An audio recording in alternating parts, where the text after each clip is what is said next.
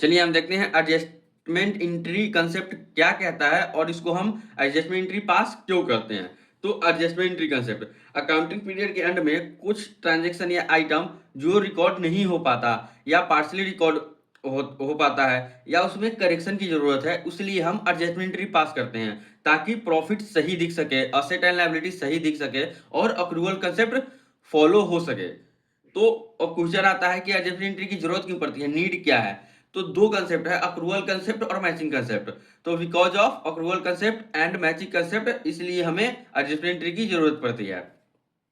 तो accrual concept क्या कहता है, तो जो इनकम और एक्सपेंस है जो जिस पीरियड का है उसको हम उसी पीरियड में रिकॉर्ड करेंगे, ये अक्रूवल कंसेप्ट कहता है। इसका एग्जांपल क्या है, आउटस्टैंडिंग एक्सपेंस। और मैचिंग कंसेप्ट क्या कहता है कि जो expense of the period must match revenue of the same period, जो एक पीरियड का एक्सपेंस है वो उस पीरियड के रेवेन्यू से मैच करना चाहिए, ठीक है।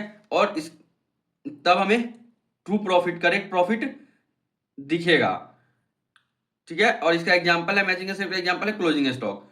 तो अब अगला क्वेश्चन ये आता है कि हम एडजस्टमेंट को दो जगह क्यों दिखाते हैं। तो हम एडजस्टमेंट को इसलिए दो जगह दिखाते हैं क्योंकि जो एडजस्टमेंट ट्रायल बैलेंस के बाहर दिया होता है, और जो डुअल कंसेप्ट कहता है कि एक ट्रांजेक्शन का दो इफेक्ट जाता है, ठीक है। इसके वजह से क्योंकि वो एडजस्टमेंट में दिया हुआ है, इसका इफेक्ट अभी तक कहीं नहीं गया, इसलिए हम इसको दो जगह दिखाते हैं, पहला पीएनएल या ट्रेडिंग में और दूसरा बैलेंस शीट में। ये इंपॉर्टेंट रूल है कि अगर एडजस्टमेंट ट्रायल बैलेंस के बाहर दिया हो तो उसका दो इफेक्ट जाएगा, अगर ट्रायल बैलेंस में दिया हो, ट्रायल बैलेंस के अंदर दिया हो तो उसका ओनली वन इफेक्ट जाएगा, केवल एक इफेक्ट जाएगा। इसका एग्जांपल है outstanding expense, prepaid expense, accrued income, income received in advance, depreciation, bad debts provision और क्लोजिंग स्टॉक। होप समझ में आया होगा।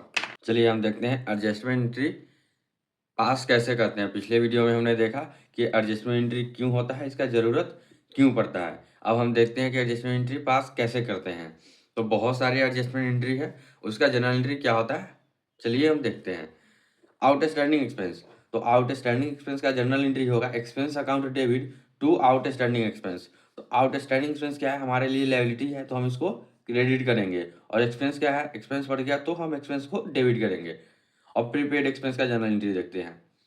Prepaid expense account debit to expense account. तो प्रीपेड अकाउंट क्या है, अभी हमारे लिए असेट है, वो ड्यू नहीं हुआ बट हमने पेमेंट एडवांस में कर दिया तो हमारे लिए असेट है, तो प्रीपेड अकाउंट को डेबिट करेंगे और एक्सपेंस अकाउंट को क्रेडिट करेंगे।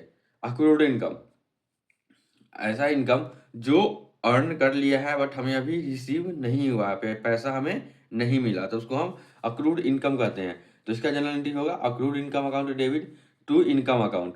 तो अक्रूड इनकम डेबिट क्यों, क्योंकि ये मेरे लिए असेट है तो हम इसको डेबिट करेंगे, ठीक है। अनअर्न्ड इनकम, जिसको इनकम रिसीव्ड इन एडवांस कहते हैं, तो जो हमने अभी अर्न नहीं करा, हमें एडवांस में मिल गया, वो हमारे लिए लायबिलिटी है।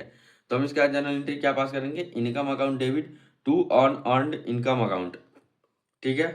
तो अनअर्न्ड इनकम हमारे लिए क्या है, लायबिलिटी है, तो हम इसको क्रेडिट करेंगे। नेक्स्ट एंट्री देखते हैं, डिप्रिसिएशन ऑन फिक्स असेट। तो depreciation account debit to fix asset account. तो डिप्रिसिएशन को हमने डेबिट कर दिया और फिक्स असेट को हमने क्रेडिट कर दिया, क्यों, क्योंकि जब डिप्रिसिएशन चार्ज होता है तो उतना से फिक्स असेट का वैल्यू कम हो जाता है, तो इसलिए हमने फिक्स असेट को क्रेडिट कर दिया। बैड डेट्स का देखते हैं, bad debts account debit to debtor account. तो डेटर हमारा क्या है, असेट है, वो कम हो गया, तो हम इसलिए डेटर को क्रेडिट कर देंगे, बैड डेट्स को डेबिट कर देंगे।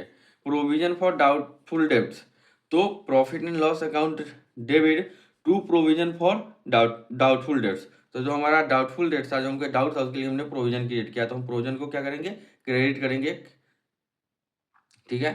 इंटरेस्ट ऑन कैपिटल अकाउंट, तो interest on capital account debit to capital account. तो इंटरेस्ट ऑन कैपिटल बिजनेस के लिए क्या होता है, एक्सपेंस होता है, तो इसलिए हमने इंटरेस्ट ऑन कैपिटल को डेबिट करा। और इंटरेस्ट ऑन कैपिटल से क्या होता है, कैपिटल इंक्रीज हो जाता है, तो हमने कैपिटल को क्रेडिट करा। इंटरेस्ट ऑन ड्रॉइंग, तो इसका जनरल एंट्री होगा drawing account debit to interest on drawing account. तो इंटरेस्ट ऑन ड्रॉइंग क्या होता है, बिजनेस के लिए इनकम होता है, तो हम इसको क्रेडिट करेंगे, और ड्रॉइंग को हमने डेबिट किया क्योंकि इससे हमारा कैपिटल कम हो जाएगा, तो इंटरेस्ट ऑन ड्रॉइंग को हम बैलेंस शीट में कैपिटल से लेस करके दिखाएंगे।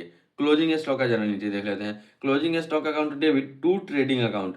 तो इसको अगर ये ट्रायल बैलेंस के बाहर दिया हो, एडजस्टमेंट में दिया हो, तो हम एक 2 जगह इसका दिखाएँगे। पहला closing account debit to trading account और दूसरा बैलेंस शीट में हम असेट साइड करंट असेट के अंदर हम इसको दिखाएँगे।